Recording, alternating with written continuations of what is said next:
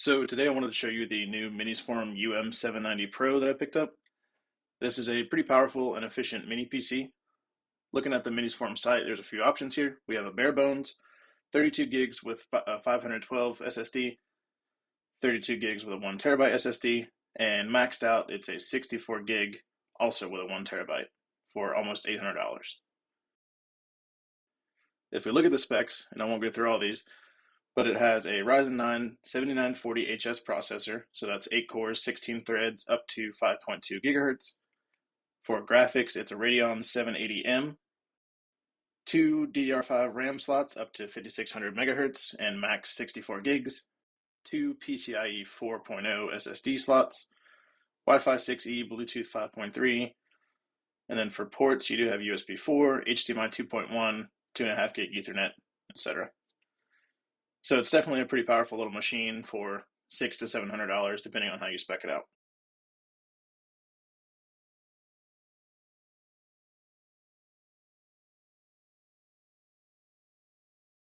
As we get into the unboxing here, I did go for the bare bones model for about 520 bucks. So I had to add my own memory and storage. I went with 64 gigs of DDR5 4800 megahertz Crucial for about 150 bucks, and a 2 terabyte Samsung 980 Pro that I had laying around. I actually picked that up on Amazon Prime Day for 100 bucks, so I was pretty happy with that. You'll see I actually have two of these, but I later took one out for a different project.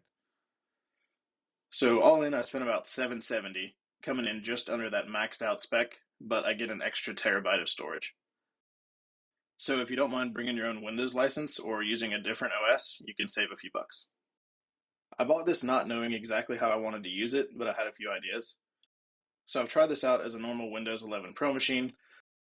It works about like you'd expect, and I had zero issues with it. I eventually got bored of that since I already have a desktop and I don't really need two PCs beside each other. So I decided to install Proxmox on it and make it part of my 3-node cluster. I do already have two other HP servers in a rack, but they're not exactly low power and efficient like this one. I did use it as a Proxmox node for a while, but it was very different in terms of my other two servers, and it didn't really help me out with high availability or failover of any kind. So for example, my TrueNAS VM is set up as 16 threads and 128 gigs of RAM, so it would never fail over correctly to the mini PC. So after trying out a few things, my next plan is to install SteamOS on it using Hollow ISO. I've never tried it, I've just heard about it, and it sounds like a fun project to take on. I may make a video about that if you guys are interested, but there's plenty of other videos showing you how to get that set up.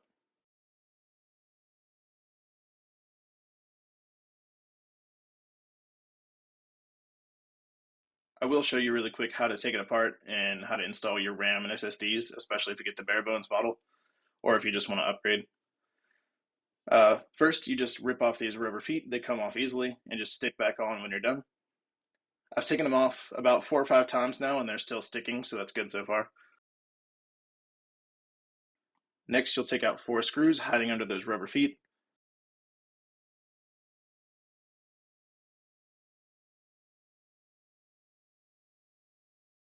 Then look for a small indentation near the arrow pointing at the back of the machine where it says rear. You'll find a small indentation there. I was able to get my fingernail, but you may need something to pry that back cover off.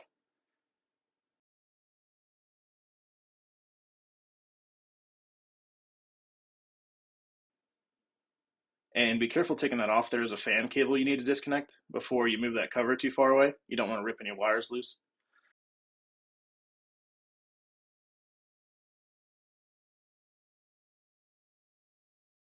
After that, you can set it to the side and have pretty easy access to install your RAM and SSDs.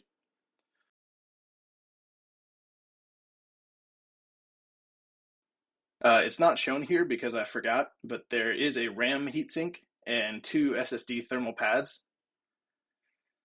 So the RAM heatsink is included in the box. It just sticks to that bottom or that first RAM stick. And then, of course, for the SSD thermal pads, you just peel off the blue tape.